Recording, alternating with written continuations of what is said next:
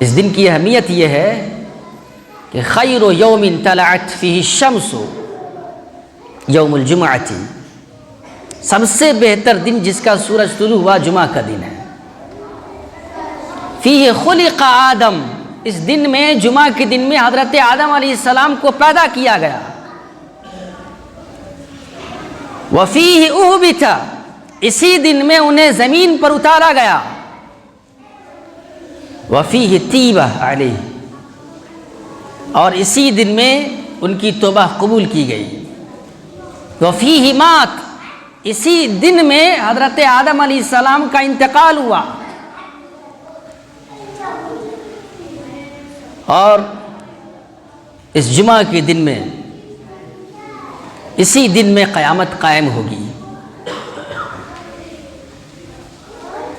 اور جمعہ کے دن میں ایک گھڑی ایسی آتی ہے کہ عین اسی گھڑی میں جو مسلمان بندہ نماز پڑھ رہا ہو اور وہ اللہ تعالیٰ سے جس چیز کا بھی سوال کرتا ہے تو اللہ رب العالمین اسے وہ چیز عطا کر دیتا ہے۔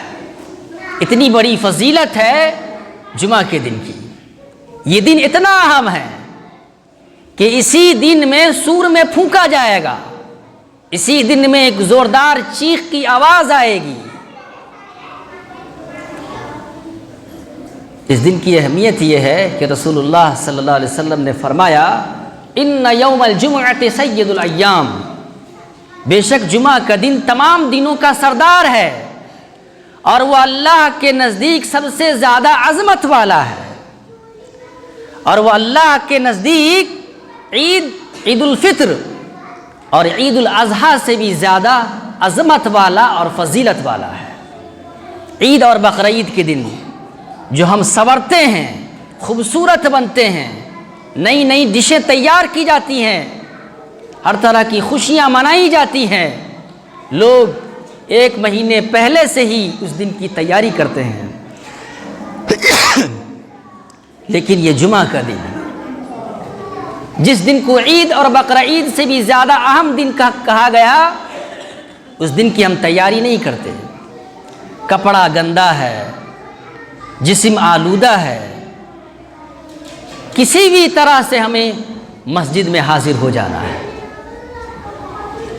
سیٹ اور سور کر ہم مسجد میں حاضر نہیں ہوتے، حالانکہ رسول اللہ صلی اللہ علیہ وسلم نے خاص طور پر اس دن میں انسان کو پاک صاف ہونے کے لیے کہا گیا۔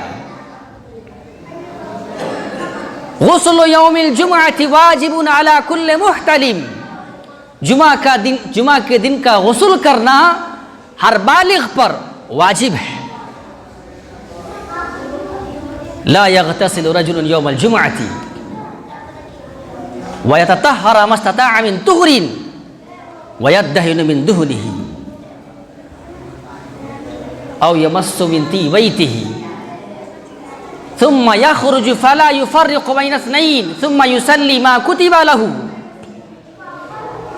ثم ينصت إذا تكلم الإمام غفر له ما بينه وبين الجمعة الأخرى۔ جو شخص جمعہ کے دن کا غسل کرتا ہے، حسب استطاعت جتنی اس کو طاقت ہے وہ پاکیزگی اختیار کرتا ہے، تیل لگاتا ہے یا اپنے گھر کی خوشبو استعمال کرتا ہے، خوشبو کا استعمال کرتا ہے، پھر وہ مسجد چل نکلتا ہے۔ مسجد میں پہنچ کر جتنی اس کی تقدیر میں لکھی گئی ہے، حسب تقدیر، حسب توفیق، وہ شخص نماز ادا کرتا ہے۔ پھر جب امام خطبہ دے رہا ہو تو خاموش ہو کر سنتا ہے، تو دوسرے جمعہ تک کے گناہ اس کے معاف کر دیے جاتے ہیں۔ تو جمعہ کے دن میں غسل کرنے کو کہا گیا، سر میں تیل لگانے کو کہا گیا، خوشبو کا استعمال کرنے کو کہا گیا۔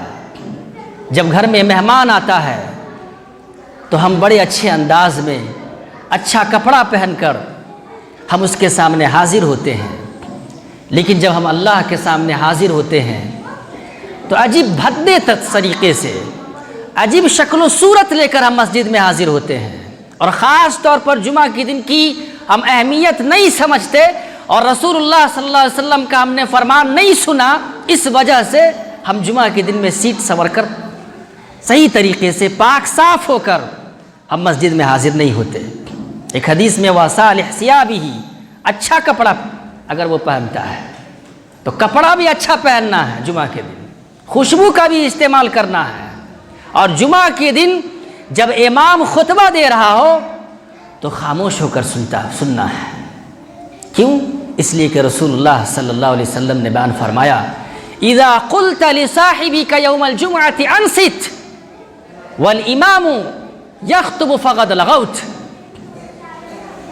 جب تم نے جمعہ کے دن اپنے ساتھ بیٹھے ہوئے شخص سے کہا، صرف اتنا کہا کہ خاموش رہو، امام کے خطبہ کے دوران اگر آپ نے جمعہ کے دن اپنے ساتھ بیٹھے ہوئے شخص سے کہا کہ خاموش رہو تو آپ نے بیہودہ حرکت کی، آپ نے لغو حرکت کی۔ صرف یہی نہیں، جمعہ کے دن جب امام خطبہ دے رہا ہو تو بات چیت کرنے سے جمعہ کا اجر ضائع ہو جاتا ہے، جمعہ کا اجر نہیں ملتا۔ حضرت ابی بن کعب رضی اللہ عنہ بیان کرتے ہیں کہ رسول اکرم صلی اللہ علیہ وسلم نے جمعہ کے دن منبر پر کھڑے ہوئے آپ نے سورۃ الملک پڑھی، اور وہ بڑے بڑے واقعات انہوں نے رسول اللہ صلی اللہ علیہ وسلم نے ہمیں سنائے ہیں۔ اسی دوران میں نے حضرت ابو ذر رضی اللہ عنہ نے حضرت ابی بن کعب رضی اللہ عنہ سے کہا کہ کیا آپ کو معلوم ہے کہ یہ سورۃ الملک کب نازل ہوئی؟ تو حضرت ابی بن کعب رضی اللہ عنہ نے صرف اشارہ کیا کہ خاموش رہو۔ جب نماز ختم ہوئی، لوگ نماز پڑھ کر جانے لگے تو حضرت ابو ذر ابی بن کعب رضی اللہ عنہ کے پاس آئے اور انہوں نے کہا میں نے آپ سے ایک سوال کیا تھا لیکن آپ نے کچھ بھی جواب نہیں دیا۔ تو انہوں نے کہا کہ آج آپ کو آپ کی نماز سے کچھ بھی نہیں ملا سوائے اس بیہودہ حرکت کے، سوائے اس لغو حرکت کے جو آپ نے کی ہے، سوائے اس لغو بات کے جو آپ نے کی ہے، صرف آپ کو یہی چیز ملی، آپ کو آپ کی نماز سے کچھ بھی نہیں ملی۔ سیدھے رسول اللہ صلی اللہ علیہ وسلم کے پاس یہ صحابی جاتے ہیں اور یہ واقعہ بیان کرتے ہیں تو رسول اللہ صلی اللہ علیہ وسلم نے کہا صدق ابی نے سچ کہا ہے۔ پتہ یہ چلا کہ امام کے خطبہ کے دوران بات چیت کرنا یہ ایسا عمل ہے، یہ ایسی بیہودہ حرکت ہے جس کی وجہ سے جمعہ کا اجر ضائع ہو جاتا ہے، جمعہ کا اجر نہیں ملتا۔ ایک دوسری روایت میں ہے کہ ایسے شخص کو جمعہ کا اجر نہیں ملتا بلکہ اس کی نماز ظہر کی نماز شمار ہوتی ہے۔ جو شخص ومن لغا، جس شخص نے لغو حرکت کی، امام کے خطبہ کے دوران بات چیت کی، ہنسی مذاق کیا یا دوسرے حرکات و سکنات میں مشغول رہا اور لوگوں کی گردنوں کو پھلانگا، تو کانت لہ ظہرن، تو اس کو ظہر کی نماز کا ثواب ملے گا، اس کی نماز، اس کو جمعہ کا اجر اس شخص کو نہیں ملے گا۔ یحضر الجمعۃ ثلاثۃ نفر، جمعہ کے دن کی 3 قسم کے لوگ حاضر ہوتے ہیں۔ اور رجل حضرہا، ایک وہ شخص ہوتا ہے جس نے جو مسجد میں حاضر ہوتا ہے اور وہ لغو حرکت کرتا ہے اور وہ حظہ من، تو اس کو وہی جو اس نے لغو حرکت کی، بیہودہ حرکت کی، تو اس کو بیہودگی ہی ملے گی اور اس سے کچھ نہیں ملے گا۔ ورجل حضرہا یدعو، اور ایک شخص ایسا بھی ہے، دوسرے قسم کے لوگ وہ ہیں جو مسجد میں حاضر ہوتے ہیں تو دعا کرنے کے لیے حاضر ہوتے ہیں۔ فَوَرَجُلٌ دَعَا عَزَّ وَجَلَّ، تو یہ وہ شخص ہے جس نے اللہ سے دعا مانگی، ان شاء عطاہ و ان شاء منعہ، اگر اللہ تعالیٰ چاہے تو اس کو دے اور اگر چاہے تو اللہ تعالیٰ نہ دے۔ اس نے اللہ سے دعا مانگی، اللہ چاہے تو اس کو عطا کرے، اگر چاہے تو اسے منع کر دے۔ اور تیسرا شخص وہ ہے جو مسجد میں حاضر ہوتا ہے اور ایک دم سکون سے رہتا ہے، خاموش رہتا ہے، اطمینان سے رہتا ہے، تو یہ وہ شخص ہے جس کے لیے آئندہ آنے والے جمعہ تک کے درمیان کے گناہ معاف کر دیے جاتے ہیں اور مزید 3 دن کے بھی گناہ معاف کر دیے جاتے ہیں۔ اور اسی کے متعلق اللہ رب العالمین نے قرآن مجید کے اندر فرمایا من جاء بالحسنۃ فلہ بعشر امثالھا۔ برادران اسلام، تو ہمیں جمعہ کے دن مسجد میں جلد سے جلد حاضر ہونی چاہیے اور ہمیں اس جمعہ کے دن کی اہمیت کو جاننی چاہیے۔